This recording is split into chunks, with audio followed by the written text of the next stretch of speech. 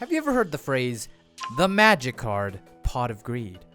If you grew up watching the original YGO Anime series, you might have been indoctrinated with this lie. Because among the iconic monster cards like the Blue Eyes White Dragon and trap cards like Mirror Force, exists the third and final type of Yu-Gi-Oh card, the spell card. But wait, you distinctly remember them saying magic card way back when. And luckily, it's not your Alzheimer's kicking in. Because in 2003, Konami and Upper Deck Entertainment, the companies responsible for Yu-Gi-Oh at the time, made the decision to change the name of one of their most foundational card types from magic cards to spell cards.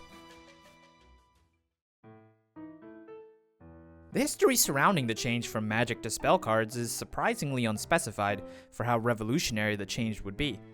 Depending on which historical text you draw from, whether the King James Version or the New Revised Standard Version, different accounts are laid out. And cursory searches leads to mostly dead-end forums where early 2000s teens gossip about the hearsay they've encountered on the matter. Regardless, the broad story beats are as follows. Long ago, when the pyramids were still young, Yu-Gi-Oh centered itself around its three main card types, monsters, magic, and trap cards. For the first few months, this arrangement persisted, until in 2002, North America would feature the release set Magic Ruler, marketing the set with its flagship magic cards to add to duelists' arsenals. However, this marketing move would begin to rub elbows with another big player in the card game scene, Wizards of the Coast's more veteran and heavyweight, Magic the Gathering. This is where the wives' tales begin to peak as different stories claim potential lawsuits between Upper Deck and Wizards of the Coast, whereas others simply claim a business decision by corporate execs to remove confusion for consumers. Regardless, moving forward, all magic cards were to be renamed spell cards. And with the release of the 2003 collector's tins, the first spell cards were released.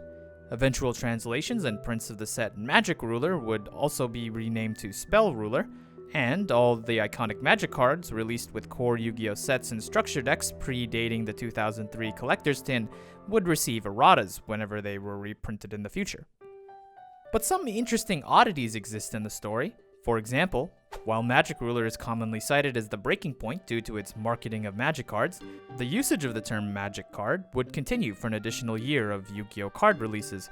Here you can see a card from Pharaonic Guardian, Secret Past of the Treasures, released in July 2003, and three main sets after Magic Ruler with its original magic card printing.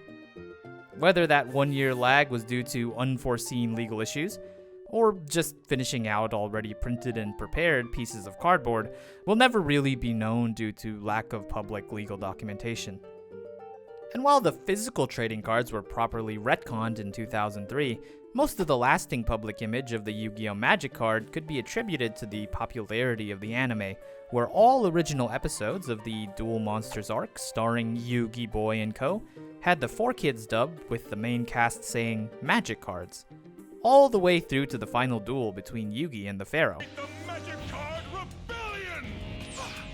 And with the original anime's broadcast run ending almost 3 years beyond the spell card revision, the term magic card long outlived its written existence in the form of spoken word, especially in the minds of the anime brain to which Konami caters the Yu-Gi-Oh brand image. But perhaps even more interesting is the handling of this court non-case across the lake in Konami's own Japan.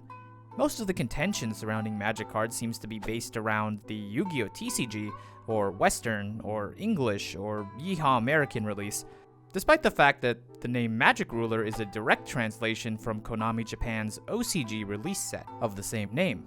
More so, the Japanese card game still uses the Japanese word maho, meaning magic, even through to the modern incarnations. Again, there isn't many receipts regarding why the change was made in the first place, but one interesting explanation lies in bastardized English, or more accurately, magic card, which was the Japanese branding localization pronunciation for Wizards of the Coast's Magic the Gathering, making it legally distinct from the Maho Kado, still utilized by the Yu-Gi-Oh! OCG. Apologies to my Japanese-speaking audience. Still, I think a part of me, the certain nostalgia-seeking get-me-out-of-this-inflation hellhole that is real life child in me, misses the old magic card phrase. Despite this, I think in some ways, Yu-Gi-Oh! Has managed to emerge from the debacle as a winner. For example, while announcing the Magic Card Pot of Greed is an undeniable power move, I think the terms quick play spells and continuous spells are much easier on the ear than quick play magic or continuous magic cards. After all, every spellcaster monster needs their spell cards. The terms spell and trap zones have also grown on me. Of course, watching any of the newer anime will customize yourselves to the new terms, and Duel Links let me fulfill my fantasy of hearing Dan Green's Yamayugi screaming, "I activate my quick play spell." Regardless if you feel that magic cards, parentheses Yu-Gi-Oh!, were the superior name, or if you enjoy spell slinging as much as I do, the history of those green bordered cards are a beautiful mess. Maybe you can go into your attic today and pull out an old card binder full of defunct magic cards, but either way, magic or spell, they will always hold a place in the Yu-Gi-Oh! Hall of Fame, both modern and ancient.